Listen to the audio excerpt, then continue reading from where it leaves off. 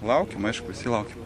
Ko galim tikėtis iš Turkijos ir to čempionato? Yra kažkoks ažiotažas šalyje? Nu, aš nežinau kaip tenais, bet aišku, jie tikisi Turkai iš savo vietinių žaidėjų daug, aš manau. Ar nusprendėjau, kurioje šalia kitais metais žais? Nu, kol kas dar nieko neaišku.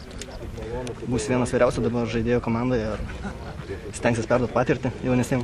Nieko, nu vienas. Mindėva ir Reptokas. Visi maždaug vieno amžiaus. Kaip manai, kas perims komandos pokštininkų, Lavrinovičių vaidmenį komandai? Kad visi čia pokštininkai. Nėra tokių skirtinių kažkokių. Kaip manai, kaip pačiam šis čempionatas bus vienas geresnių? Nežinau, bus matyti dar tik jau pirmą treniruotę, pasiruošimas.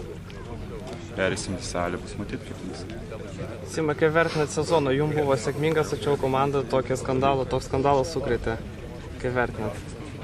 Nu, tai šiaip viskas būtų gerai, tik tai aišku, gaila, kad ten taip atsitiko tokia nesąmonė ir tiek. Ką darys? Reikėjo susitaikyti tą mintėjimą ir toliau dirbti.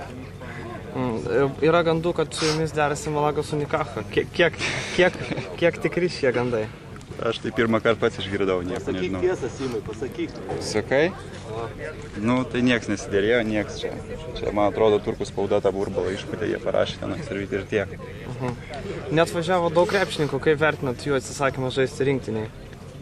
Nu, nežinau, čia jų reikia klausti, kodėl aš. Aš tai nepričiom. Vienu asmeniškai klausti, kodėl ne. Kažkam sveikatos problemus, kažkas kitaip.